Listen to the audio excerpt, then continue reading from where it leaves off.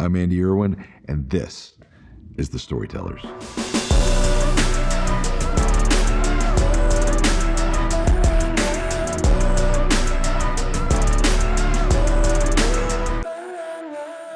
Coming up on this edition of The Storytellers, the guest today I'm excited about. This guy is fantastic. He is one of the titans in our space right now, but not just our space, just as a defined storyteller, he's at the top of his game.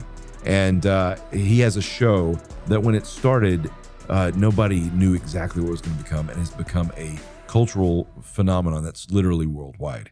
And to see what's happened with this show has been amazing. I've already given away, who he is, but you know him from the hit TV show, The Chosen. And just what he's done with that project has been amazing. He is a filmmaker that has been doing amazing stuff for years. Done feature films like Gavin Stone and What If. And we're in the process of doing a feature film with him called The Best Christmas Pageant Ever. We're going to talk about that today. But would you please welcome my guest, the one and only Dallas Jenkins. Man, your setup looks fantastic there. Welcome to the show. I would hope it'd be pretty good, seeing as how we do this for a living. So you can't have the setup be too bad. Yours looks nice too. But yeah, thanks for having me on, man.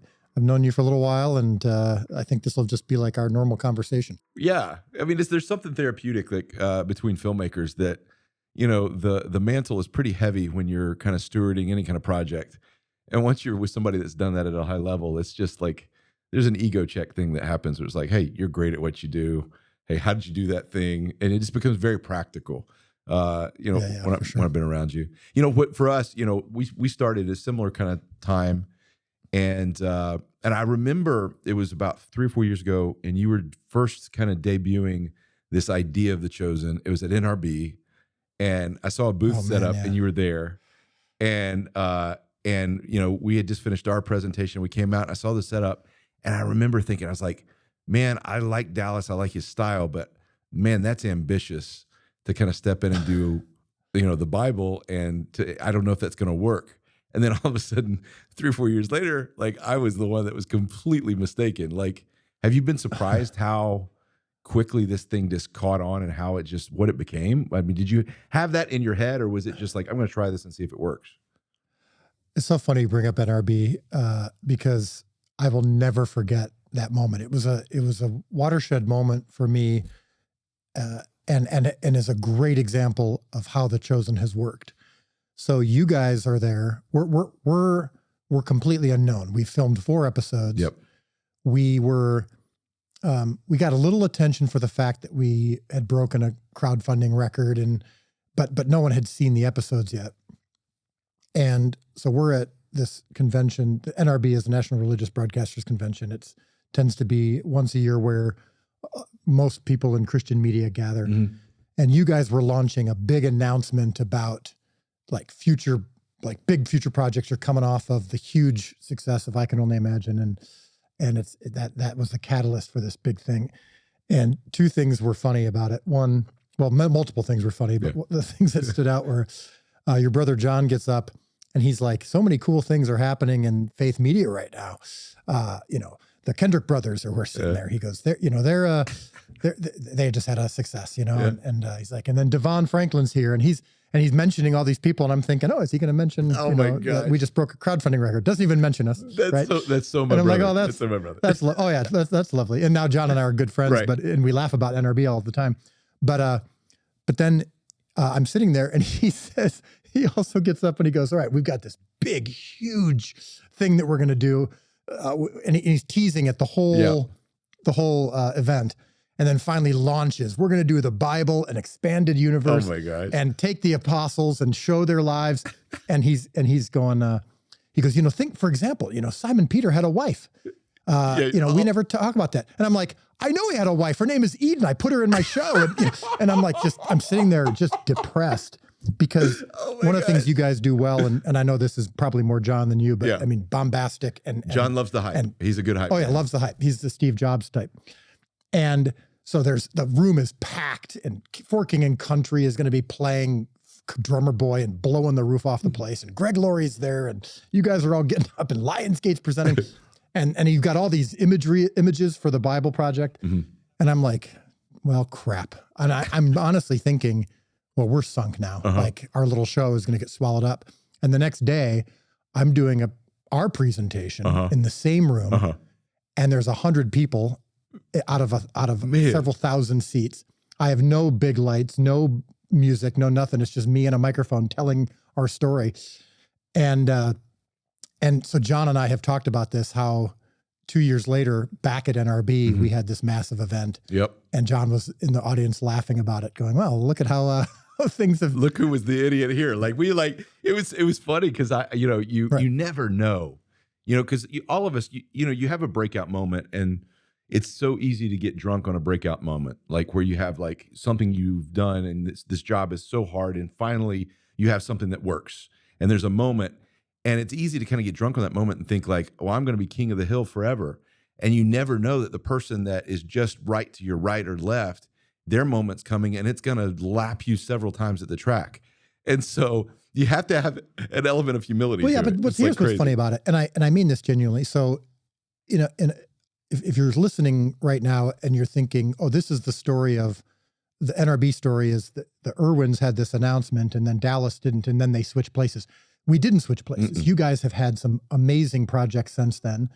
And it's not, and I know you're being lighthearted, but I'm sure you'll agree with this. It's not my moment versus your moment versus I took the lead and you guys had the lead and then I passed you. Like, we're doing this all together. This is not a zero-sum game. Yep.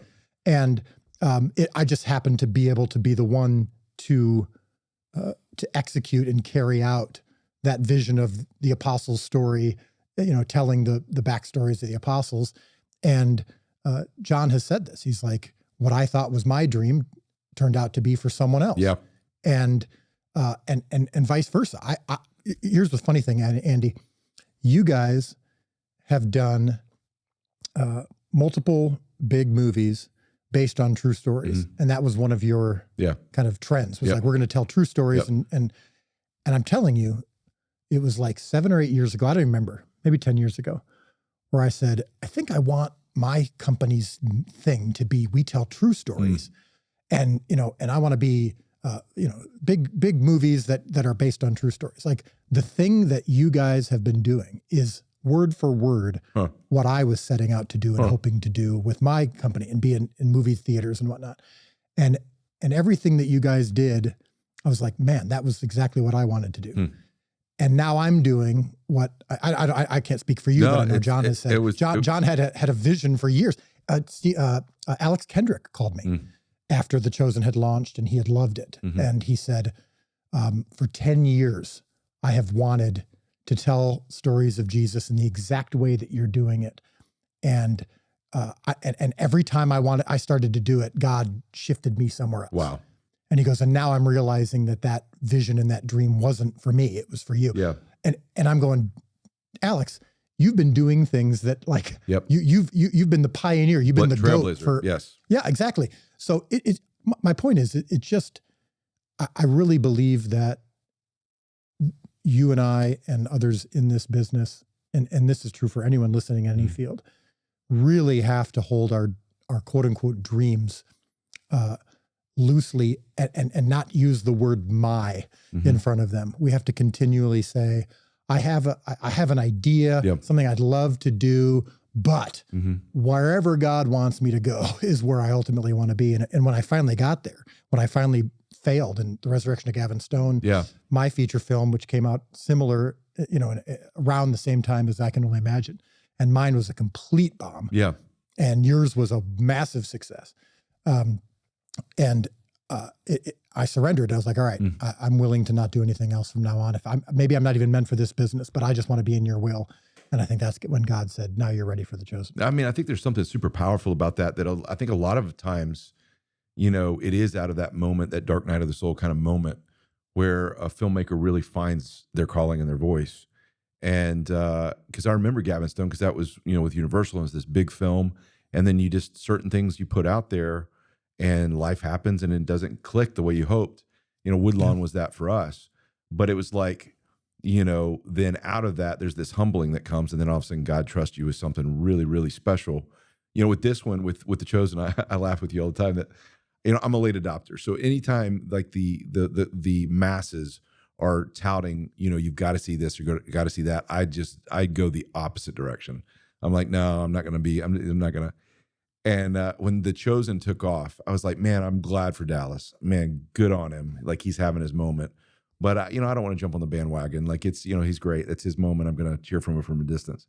Until my wife started watching season 1 on her laptop in the bedroom.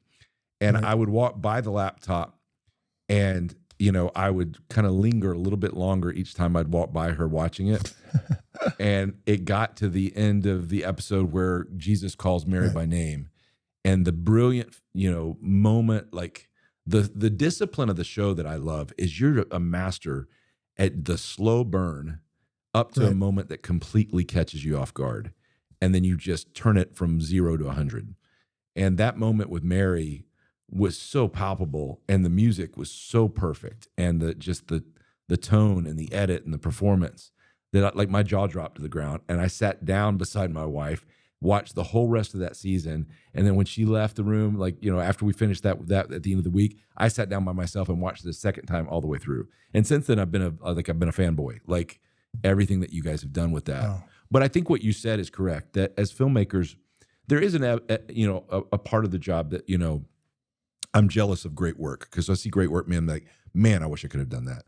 But as a faith filmmaker, there's an element of when one of us wins, we all win. It gives opportunity for us to do other stories that we want to do. When a movie like Sound of Freedom does great, like that gives opportunity for us to, take a swing on, this or that. Or if Jesus Revolution does great, has an opportunity. Right. When Chosen is doing fantastic, it creates this conversation.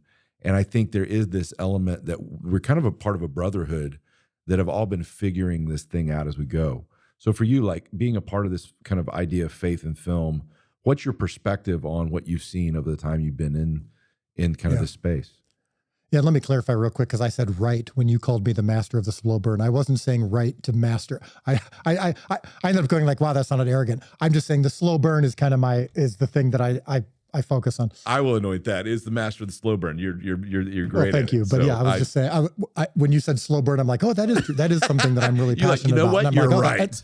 Yeah, absolutely. I am the master. But Dallas, it's in my notes that you put right here. Say that I'm the master of the slow burn. Oh gosh.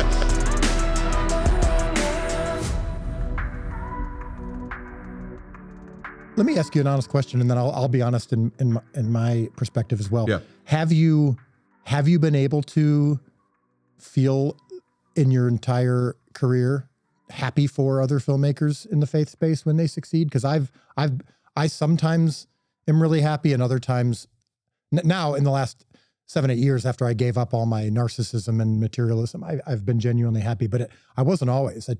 Sometimes I would get a little jealous. Have you ever struggled with that? Or absolutely. You and John both, and Kevin Downs, your producing partner, have certainly displayed a genuine enthusiasm for other filmmakers, and I've always been impressed by that. But it's not been easy for me.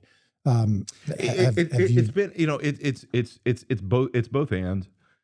I think the human part of me, that this job requires navigating a massive amount of insecurity, because you're putting things out there that you think you're right, but you don't know, and it's so subjective that there is a massive amount. And so and then there also is this frustration of feeling like you've earned your moment and the moment hasn't come yet. So I think the places where I felt the most jealousy in my career were prior to I Can Only Imagine, when I was like, man, I'm waiting for my moment, and I feel like Woodlawn was the one that deserved it, and it didn't get it. And then I see, I struggle with jealousy that right after Woodlawn, Alex had War Room that just blew up and exploded.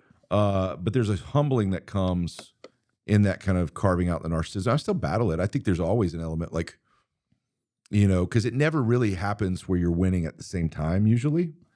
Yeah. And so this job comes in seasons. So there's seasons where it lulls off, and then somebody else is getting their moment. But I think what I respect, that is the genuine part, is I respect quality. I feel like our space deserves it. I think there's been so much stuff that's been lazy in the years building up to where we're at, that whenever there's something that's quality, I'll be a fan of quality every day of the week. So Yeah, that's really good. So that's where I kind of land. What about you? Yeah, I've struggled with it, and it tends to be a little bit based on if I've predicted a certain outcome, I tend to be biased towards rooting for that outcome, even if I predicted that something wouldn't go too well. Yep. So I remember predicting.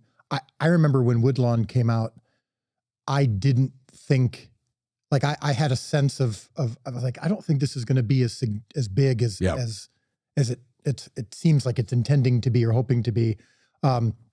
And whereas I thought, I can only imagine, and I tend to be fairly good at predicting audience reaction, especially in our space. And so I remember when Woodlawn, it just came out with such a I don't know, like not a presumption, but it was presented as though this was big. And I'm like, I don't think it's going to be. So I found myself kind of instinctively not rooting for, but like hope. Yeah. I told you so. Like, yeah, I mean, that's a little strong, but there was a little bit of that. And I was like, well, that's awful. 'Cause I'm friends with Kevin Downs and I love him. And I didn't know you guys at the time, but I'm like, I started checking myself going like, man, no, that's not a great feeling. Yeah. And I just thought of that when you were asking the question. 'Cause I'm like, I haven't always been the greatest champion for people. And I've tried to be more in the last 5-6 years. But yeah, to your point about quality, I also root for that. Like John Gunn is fantastic. He's just great. And when he did Case for Christ, even though it was released through PureFlix, who I love the guys at PureFlix. I'm friends with Mike Scott and whatnot. But like it was their stuff tends to be very different from how my stuff. And Case for Christ was more like what I wanted to do. So and nuanced, it was something so good.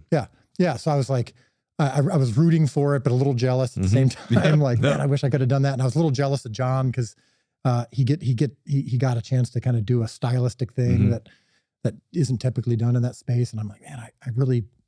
So I've just struggled with it up and down, with at different times rooting for things that were in the same space as me, and it's more about if it's a kind of movie that I wouldn't have done myself, I tend to be more cool with it. Like.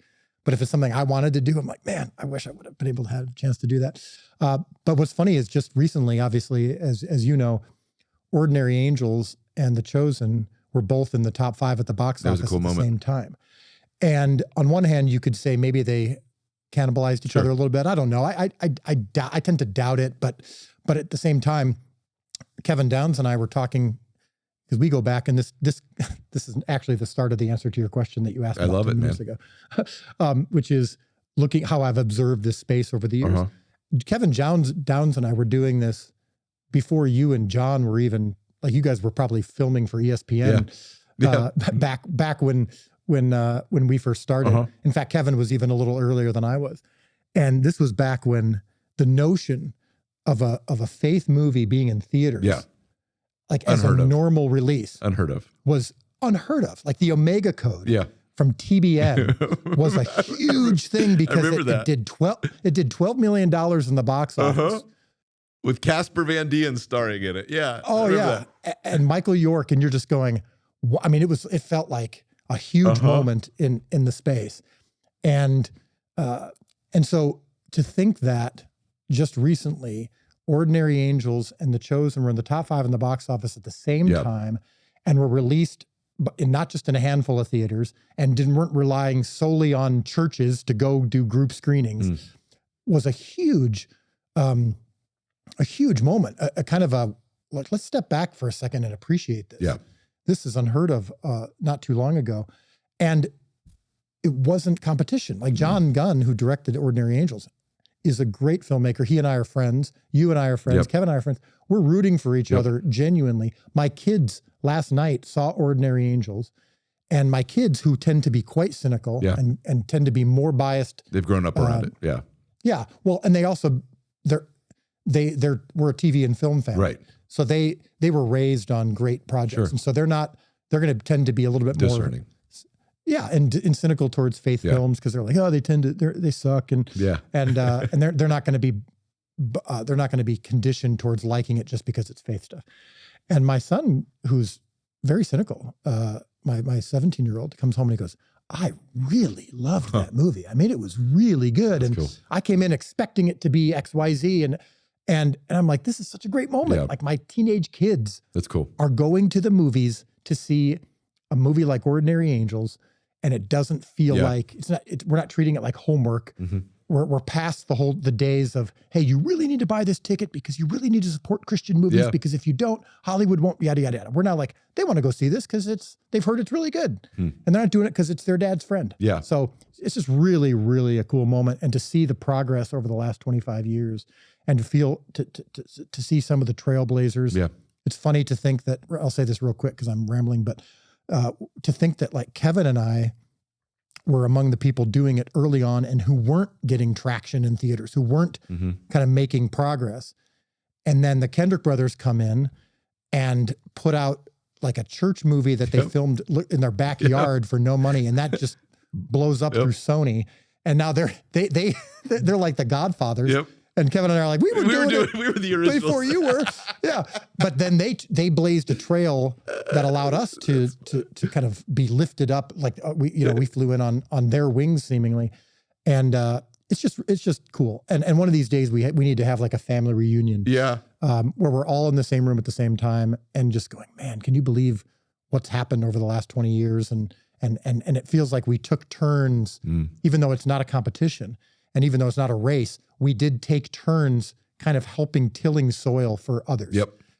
And I hope, I really do hope that in our hearts, we're able to really think of it that way and root for each other. Yeah. And then the new discipline that, we started trying to do more and more, like we're trying to find kind of who are the fresh legs behind us in the race that you kind of look back and say, how do we kind of hand the baton to them to let them run a lap? And, and that's a hard discipline too, because especially when you've been doing this job where it's about like, surviving for so long and having to be, the jack of all trades and doing everything on a film set, to then all of a sudden having a moment where it's working and you're actually able to realize that vision. It's a hard discipline to turn around and be like, okay, who's next? And so I've been in a season lately of learning that. And so after American Underdog, I really, God just put it on my heart that, hey, this is a season where your job is to facilitate. How do you set other storytellers up to win? And so it's been, it's just an interesting thing. But I think that the feeling it goes back to, for me at least, is talking about the quality thing, is when you finally are working amongst other people that I would consider all-stars, and I consider you that, I consider Devon Franklin that, I consider the Kendricks, John Gunn. When you're finally, I think Britt McCorkle's coming into his own that did Jesus Revolution with my brother. So there's a group of us. When you're finally kind of on a team that is doing it at a high level, there's this kind of satisfaction of being just a part of the group. And I kind of equate it back to my days in ESPN. And I was on the Saturday Night Primetime crew, and we were one of the best college football crews. And everybody, you didn't get on that crew unless everybody on that crew had vouched for you, and you were able to play at that level. And so there were 16 of us camera guys, and we would go out of the tunnel together. And I was one of the super slow motion handhelds on the sidelines. And we were all trained. Me and the other handhelds were all trained by the same guy. The godfather of camera work is this guy, Tim Tu, still works for Monday Night Football. And because of that, wherever the ball was snapped, I could look across the field at the guy that was running my camera on the other side, and I could predict that he was going to be within 2 inches of where I was on the sidelines on my side, shooting from his knees. Like, I know exactly what he was going to be doing. And sometimes the ball went his way, and he got a chance to get the beautiful replay, and sometimes it went my way. But I knew that we were representing a quality show that I cared about. So I just think as far as when it goes to faith film, where I'm at right now in my career, is as long as the quality is great and we're playing for the right reasons and the same team, kind of the eternal, like I'm all for whoever's up next. Like, go kill it. Like, get the great replay, do your thing.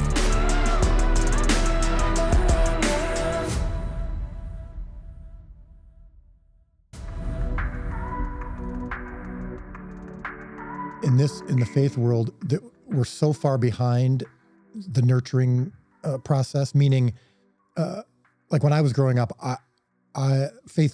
filmmaking was discouraged, much less encouraged. Yeah. It wasn't even a neutral thing. It was Hollywood is bad. filmmaking wasn't necessarily something that families of faith would ever encourage their kids to get into. So we missed out on this long period of time of filmmakers being nurtured and educated. And it is interesting that the people who are doing it now, who are having maybe, say this with all humility, a little more success, quote unquote, guys, like the people you mentioned, we have been doing this for 20 to 25 years. Yeah. This isn't, people will talk about an overnight success. No. It's like, an overnight success that took decades to develop and work at. It's really, really hard work. So it's hard sometimes when you and I turn around and go, all right, who else can do this with us? Sometimes it's hard to find people because the pool is a little smaller in the faith community. But to your point, looking at, like you said, looking across the field and seeing other people who can do it.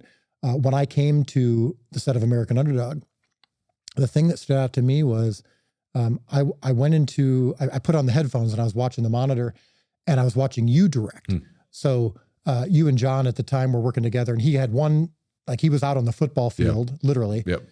You were in the dugout, not the dugout, but like you were filming a scene with Dennis Quaid, who was doing a press conference. And so that's the scene that I watched filmed. And you went up after that scene and talked to Dennis.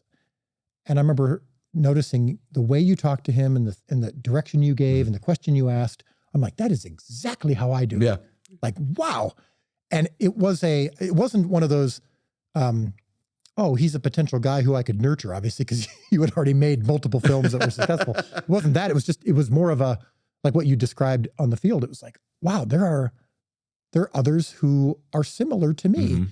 And at the time, I was hoping, like The Chosen still was not quite that cool yet. And I remember thinking it was encouraging. It was like, okay, I think I'm on the right path here. I think I'm doing some good things. And it's just interesting to go, there's other filmmakers who approach things the same way I do. That's really cool. And at the time, I knew John a little bit better than I knew you, and I think that I still know John a little bit better than I know you. Yeah. But I've told John and I've told you this. I'm like, you and I actually, our directing styles are far more similar than John's and mine are, and that's okay. I've got someone who I can turn to if I want feedback. I've got someone who, if I broke my leg and couldn't show up for work, I have a good sense that Andy could show up pinch hit. and pinch hit, right? Yeah. And in fact, on Best Christmas Pageant Ever, which I'm sure we'll talk about at some point in this conversation. I told you at one point, I'm like, we're doing some second unit stuff, and I'm not going to be there. Can you be there just to make sure, just for some quality control? And what's funny is you told me that you showed up and you saw, they seem to got this. Yeah. I can make a comment here or there, but we're good. Yep. So it's like this kind of comfort level of we're good.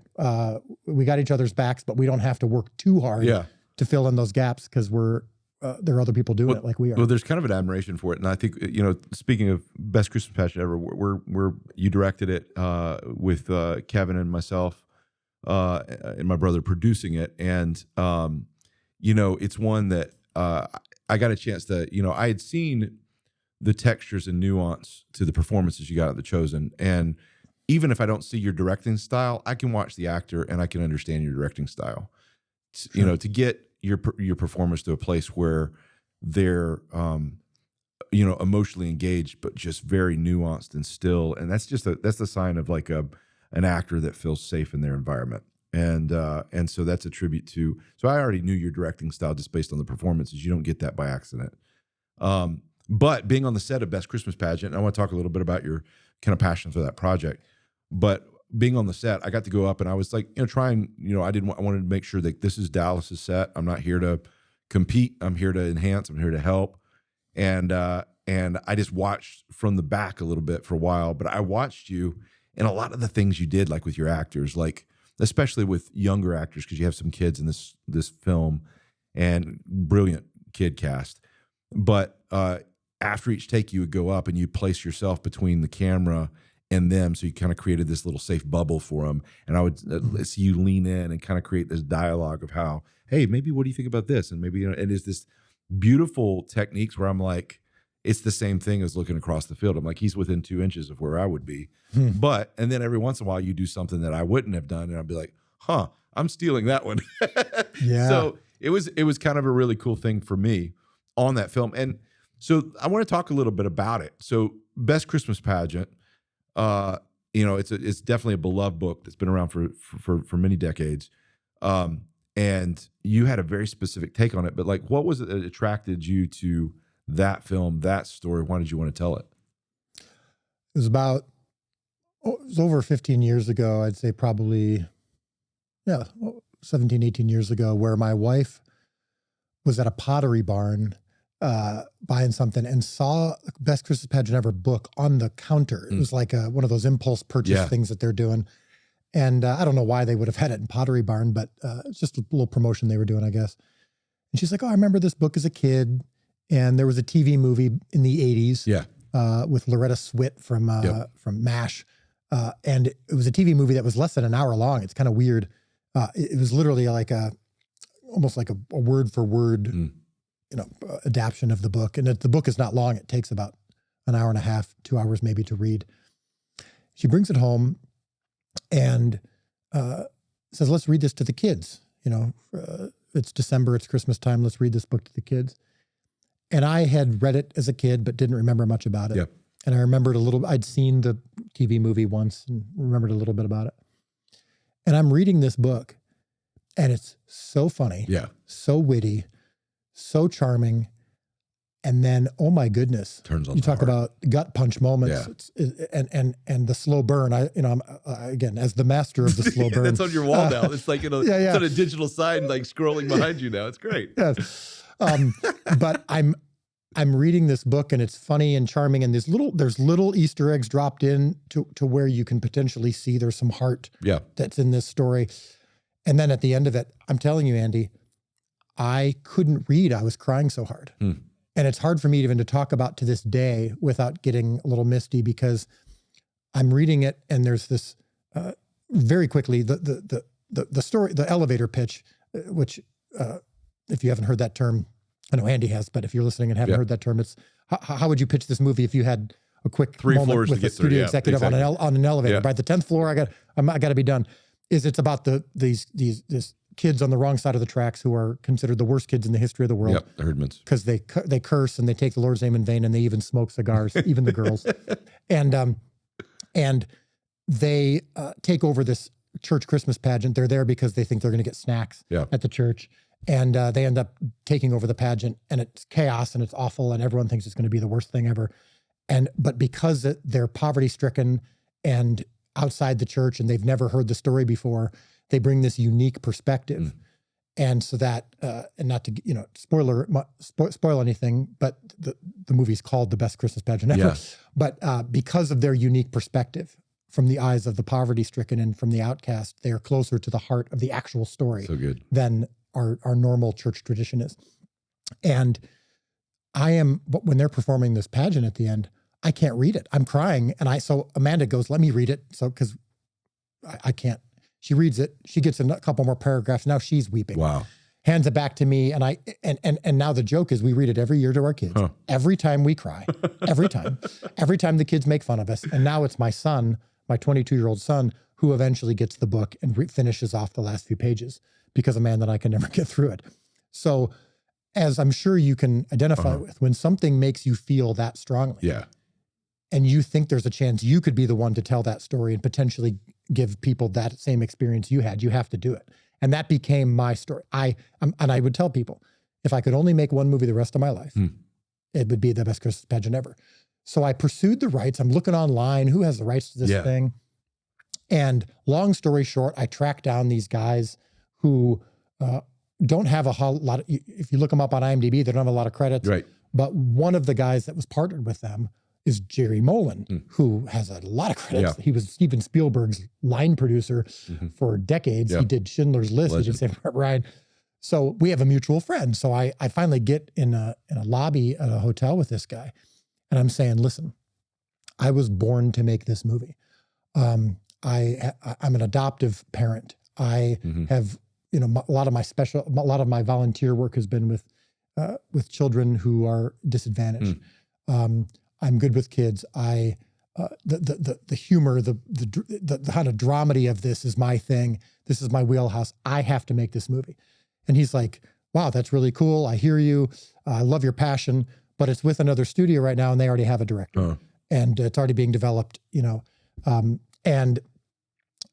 So every year I would do two things. I would fearfully look online to see if any progress had been made with this movie, hoping, and this is where the whole competition thing goes. In this case, I'm not afraid to say I was rooting against whatever filmmaker was going to make this movie. That wasn't me. I have no shame about the fact I was going to be jealous. That is perfectly, that is fair. Yes.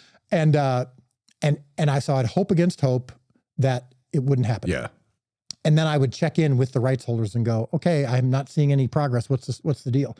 And these guys kept renewing the option, as we call it, the contract with the studio, instead of going with me, instead of giving the rights to me. Now, to be fair, I really was unaccomplished and hadn't done much. And, sure. And I don't think they had a reason to feel very excited about me as a filmmaker. But here's what I did. I started putting in my calendar, my online calendar in my phone and my laptop, once a week, and these 3 words: pray for pageant. Wow. And so once a week it would pop up and remind me, and I would just pray that, you know, I'd like to say it was always God's will be done. I want to just pray that your will is done in this project. But I was praying that something would happen that would allow me to make this movie. And then I did The Resurrection of Gavin Stone with the studio that had Christmas Pageant. Wow. And they loved The Resurrection of Gavin Stone, and it tested really well, and they thought it was going to be a big hit. It's a good movie. And they're like, what else do you want to do? Let's make more movies together. And I go, listen, funny story. You've got a movie that I am desperate to do, Best Christmas Pageant Ever. And they're like, oh yeah, but we got with this other filmmaker and we like him. And they're telling me what they did with the story and it was awful. And I'm like, oh my gosh, this is such a painful thing. Don't do that. And so then again, every year I would check in, and every week this pray for pageant would pop up. And finally, the studio loses the rights and the guys have the rights back and they have the choice to go with someone new. And I am pleading with them and I'm pitching them on me. And they tell me, we've decided to go with another studio and we're going to, and they said no, basically. Oh. And this has been over 10 years of me pursuing this. And so I went to my wife and I go, they just said no. And I think it's over at this point. And so I come back into my office and pops up on my screen, pray for pageant, taunting me. Wow. And I go to delete it because I'm like, yeah, it's over. Yeah. And I go to delete it and God just like, I don't know how else to say it, just stops me. Huh. And I feel this just sense of God just like, not yet.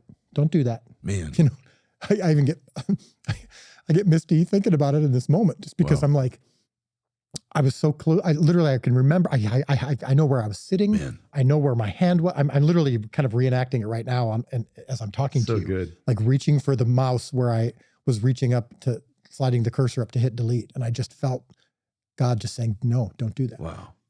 And then Amanda comes into the room like 2 minutes later and she goes, it's funny, I was just praying and I was like, I was just like so frustrated with God and wondering what was going on. And I felt God just tell me it's not over yet. Wow.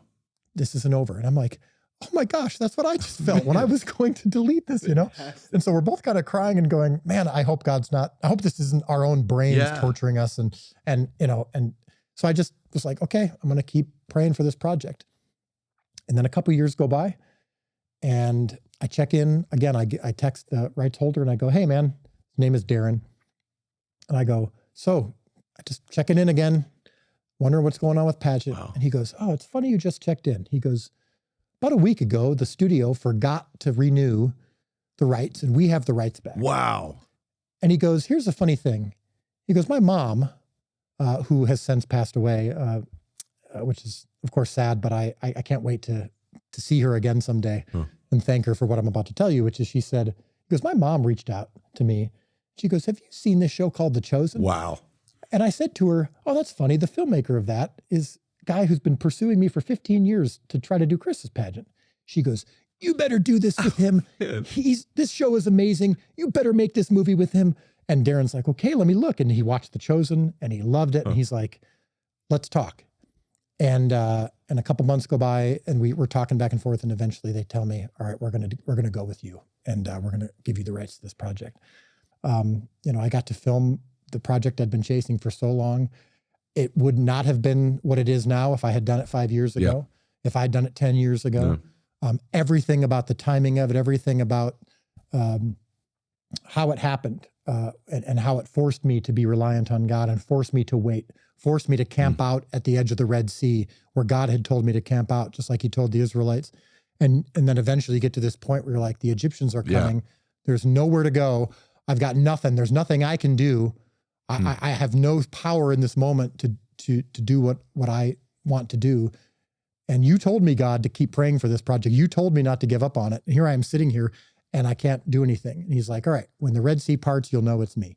Man. And so now I hope that the movie works. And I hope that when people see it, they have hopefully a similar reaction to what I had when I read the book. But man, it sure is. It sure is fun to be there. I'm thrilled for you that story, like that makes me emotional. Like it's your passion project, but it's so beautiful, because there's just something about when it's your story to tell.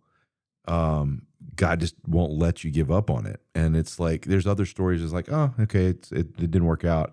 But then there's other ones that just, and to stick with something that's a passion project for that long, when we did I Can Only Imagine, Cindy Bond had been fighting to get that made for 7 years. And it's like, you just, there has to be somebody that's an advocate for a story like that. And so I'm excited because I get to step into the editing room with you real soon. And you've graciously going to let me see what you've been, working on in your monster car garage. But I was on set for some of it, looked at all the dailies. The thing that I liked about what you brought to it was the creative vision. Like because you had sat with this movie for 15 years in your head, like, and you have a very unique way, the way that you break down the world. You see things very, very crystal clear, kind of black and white. And I know it comes from, some of your spectrum stuff. But you have a real clarity that I envy sometimes because you're very sure of it's. You mean, autism spectrum. Yeah. I've got traces of it. Yeah. And very much in my family, my daughter and I've got other people. And I think there's a beauty to it because you see things very crystal clear. There's this hyper focus you get. And, and you brought that to this project and you came in and because you had sat with it for 15 years, you knew exactly the movie you wanted to make. Every detail, and there was a very unique take that you brought to it. It was very stylistic. It was very much almost like a Norman Rockwell type painting, kind of coming to life. Very precise. What was the vision that you brought to it of like this is the world that the Herdmans are going to kind of invade? That's a really good question. And the point of this movie is that. The world that we're watching is meant to be timeless, classic, traditional. I really wanted, when you watch this movie, to not know what decade we're in. So if you think of movies like Babe, which is a masterpiece. It is a masterpiece, George Miller. You don't know what decade it's in. Yeah. It could be today. It could be 30 years ago.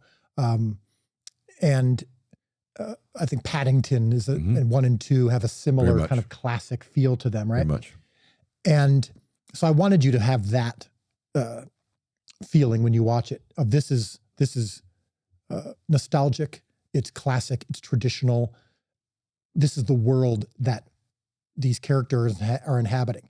Now, you can't do that for every story. It works for this story because the point of the story is that this church and this family that we're following, the main characters, not the Herdmans, not the bad kids, but the main characters, they have a way of doing things. They have a vision of who Mary and Joseph were. Stuck in tradition, stuck in time. Yeah, the nativity that's classic of the sweet little picture that I've always painted of the nativity.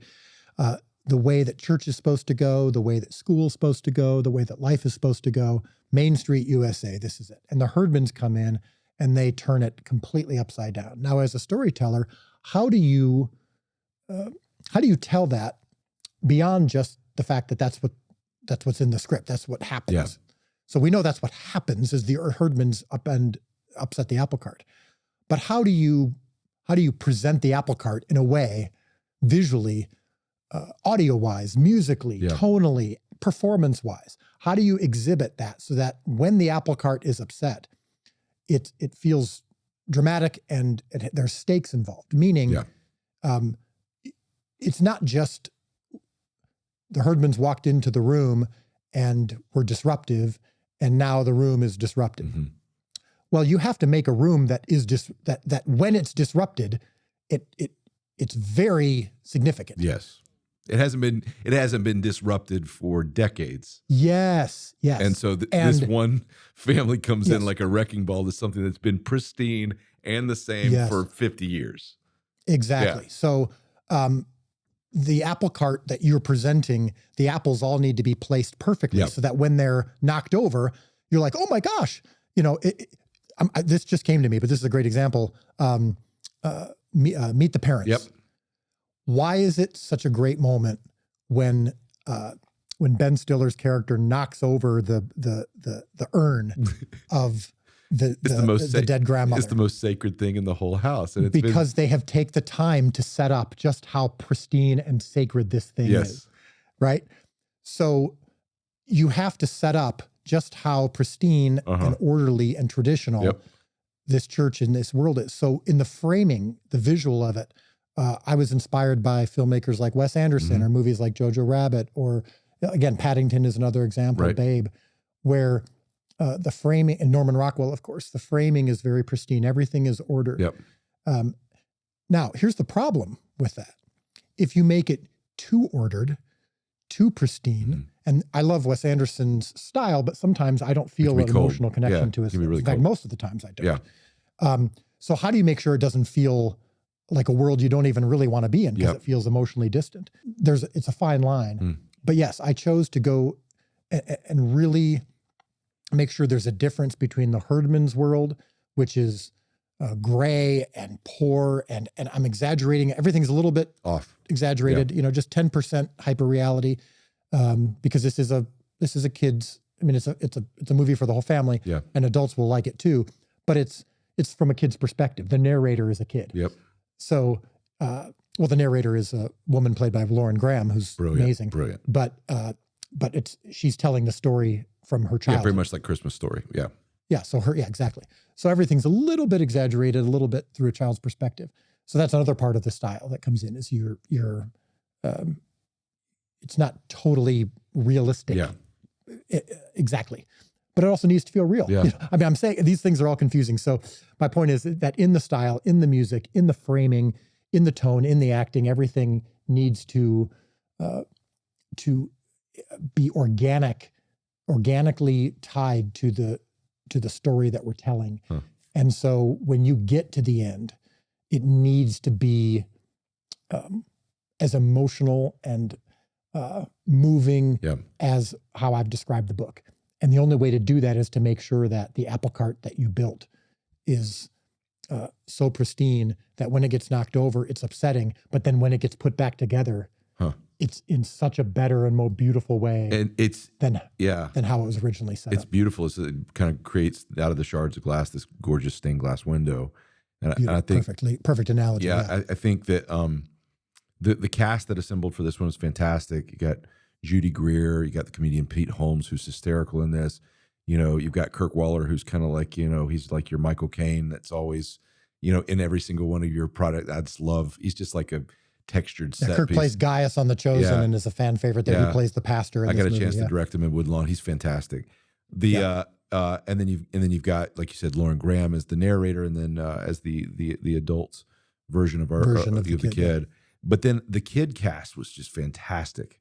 Like just such good nuanced interaction. Like every kid is just adorable. And then you turn on these moments of heart. And there was one moment I wasn't on set because I was having to float back and forth between Ordinary Angels releasing and the movie going, but Kevin was on set every day. And he said there was a couple of moments that really got you emotionally, like it really hit home. what was the moment? What was there was one moment in particular he was talking about. Do you remember the moments that really hit home where you were filming it and it just like this thing you fought for 15 years that you're finally getting a chance to do? What were the moments that was like this is a special moment? Yeah, there were two that just come to mind right away. One of them is, I think Kevin might be speaking for himself or speaking kind of using me as I wasn't crying. He was scapegoat. Crying. Yeah, exactly. Which is there's a moment where the whole town, the church wants to get rid of the Herdmans because they're ruining the Christmas pageant. And there's no arguing. They are ruining it. They are bringing chaos. And the mom, played by Judy Greer, who, yes, is just phenomenal in this movie. I can't wait for people to see her.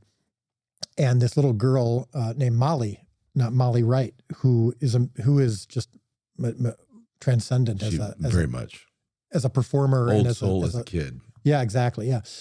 So they're sitting on the front porch, and I'm probably going to end up just not editing this scene. I'm just going to probably use it as a oneer of just a medium shot of this beautiful, the snow and the lights and everything.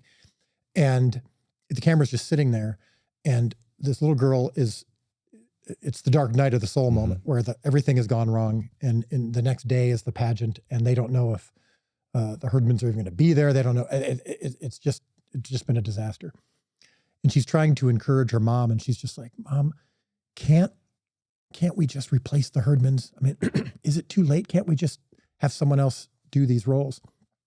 And Judy Greer, as the mom, says, well, A, I do think it's too late, but B, I just think that if we, like, the whole point of the story, the whole point of the Christmas story is that Jesus came for the Herdmans as much as he came for you and me. Wow.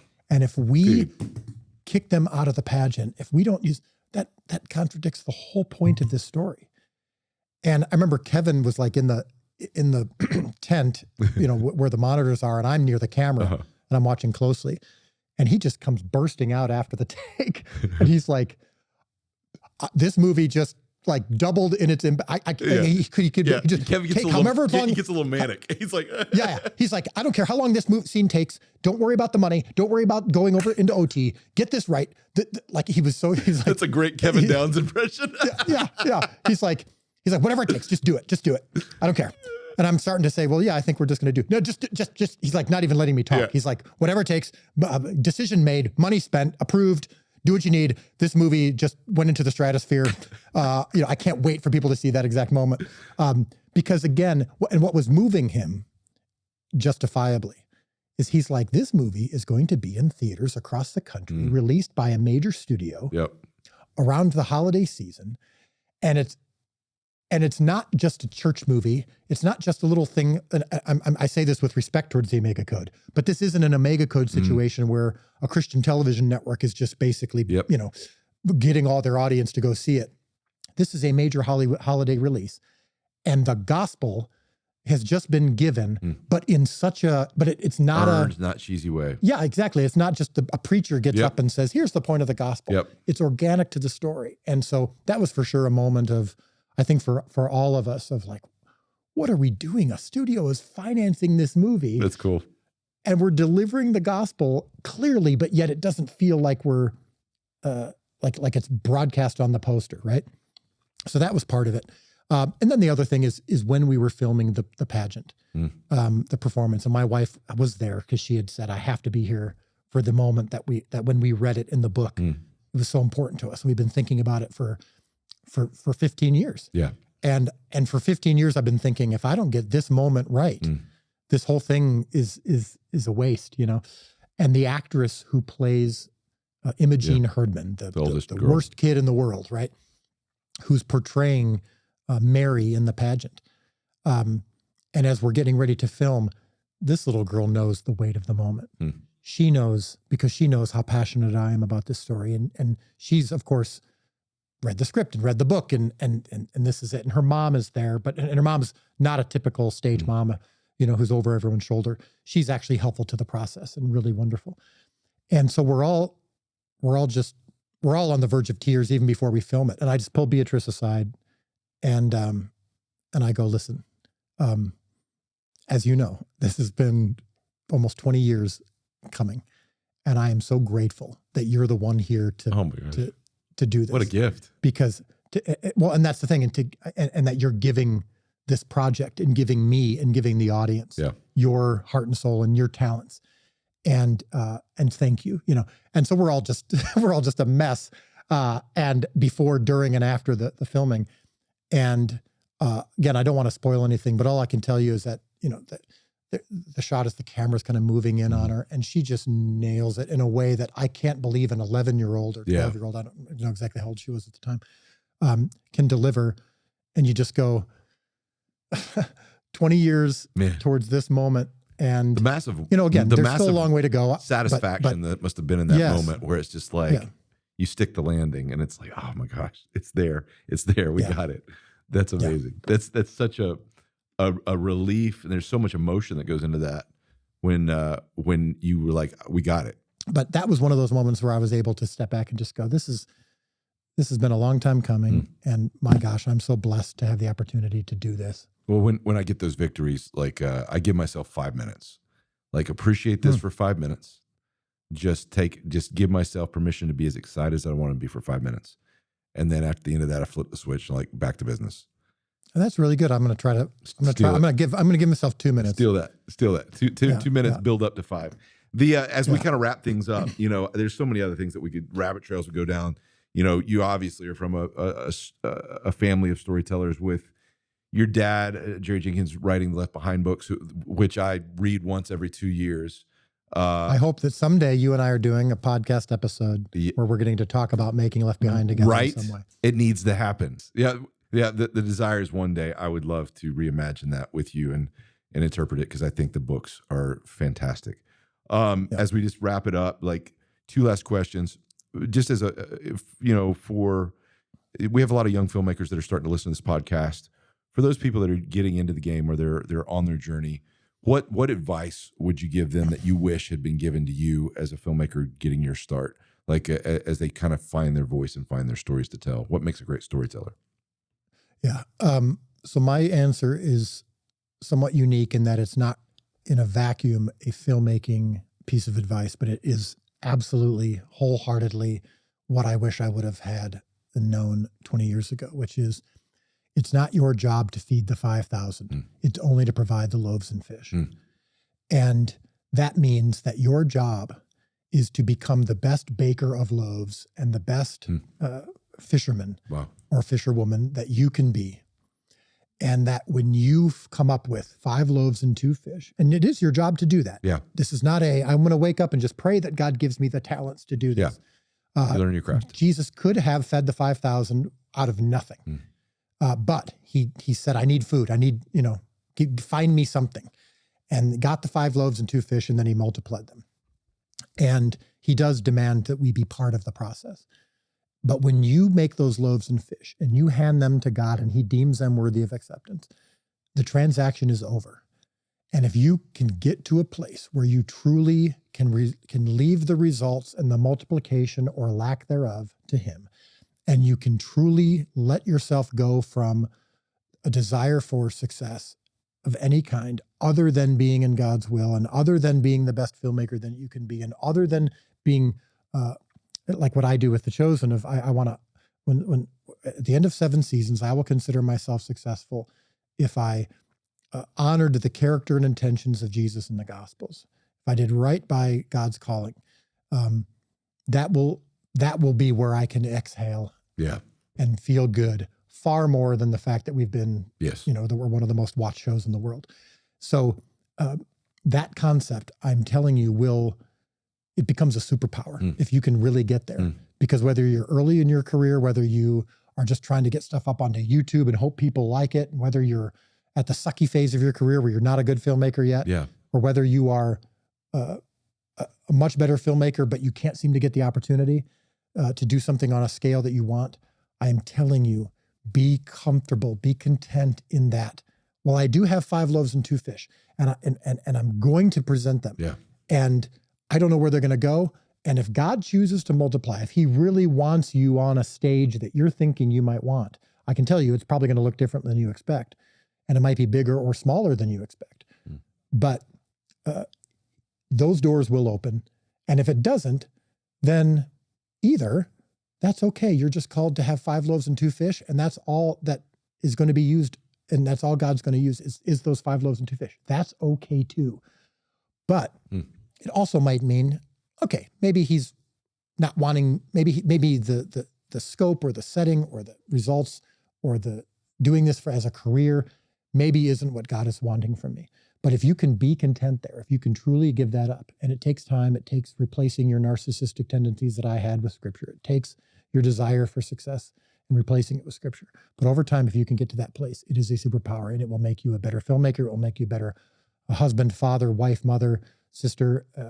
And that is infinitely more important and infinitely more going to result in God saying, well done, good and faithful servant, when you meet him, than anything you ever achieved. Dude, that'll preach, man. I love that. That's fantastic. And then final question, just on a fun note. Your favorite 3 desert island movies, and one of them has to be fun. It's so great. I ask that question all the time. I'll say to people, if you had to only watch one movie the rest of your life, what would it be? So and I always feel like the one movie question is so unfair to a filmmaker, because I'm like, I'll tell you one, and then I list 10. So we're going to limit it to 3, and one of them has to be a popcorn flick. Yeah. So the fun one for sure is Wayne's World. Yes. I have infinite more respect for you in this moment now than I did when we started. Oh yeah.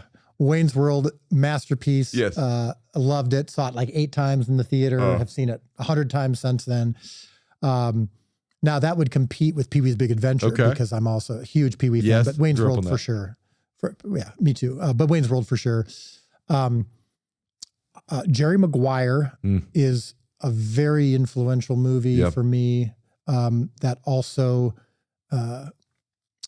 I've seen many times. It's just, it's something that you can watch on it repeatedly. Because again, some of the movies that, like for example, One Flew Over the Cuckoo's Nest is a movie that made me want to make movies. Right. I mean, that's the GOAT for me when it comes to, that's on my Mount Rushmore. But I wouldn't necessarily watch that repeatedly. And it's Citizen Kane is obviously a classic. And there's movies that are like the greatest of all time, but you wouldn't necessarily watch them. But these are for you on a desert island. So yeah. And then It's a Wonderful Life.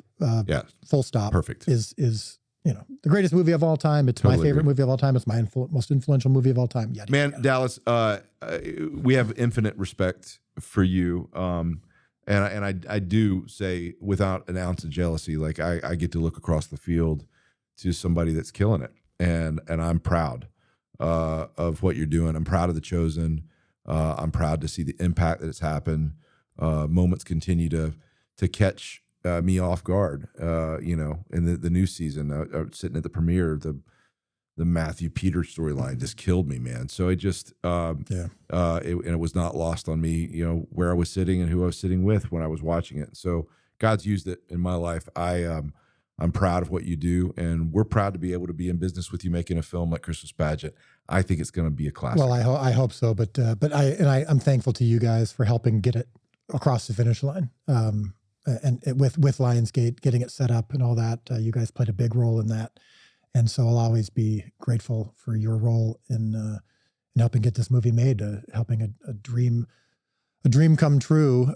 And I don't like that term typically, because I like to say God, if God has something to say and he wants you to say it, then that's great, because I'm trying to let loose of my dreams. But this is one where my dream, my hope, my vision married with what God wanted. And that's, how often does that happen? It's such a huge blessing. You guys were part of that. So thank you. We appreciate you, buddy. And we'll see you soon. Yep. Talk soon.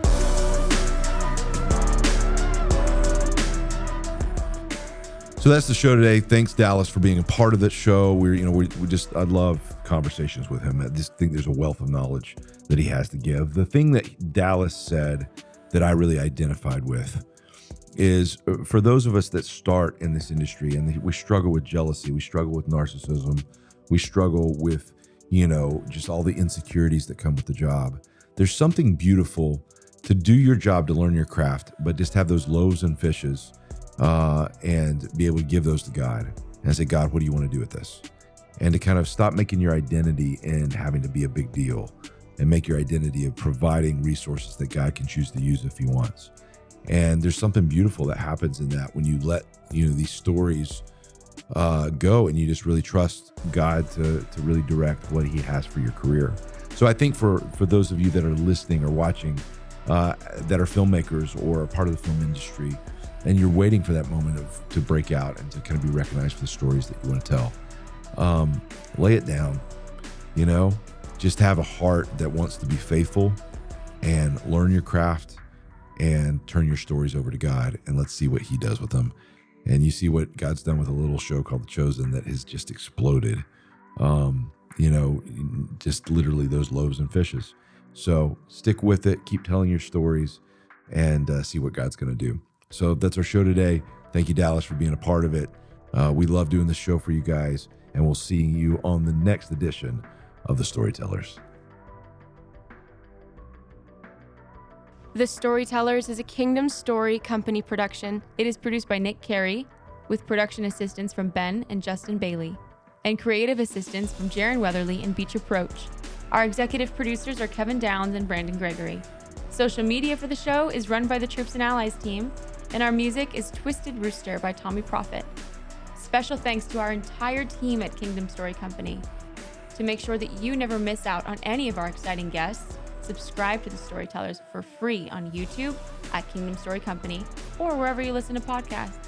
For exclusive first looks at our upcoming films, behind-the-scenes content, and invitations to advanced screenings, join the conversation as a Kingdom Insider at kingdomstorycompany.com and follow us at Kingdom Story Company across all platforms. As always, thanks for joining Andrew Erwin and his friends on The Storytellers.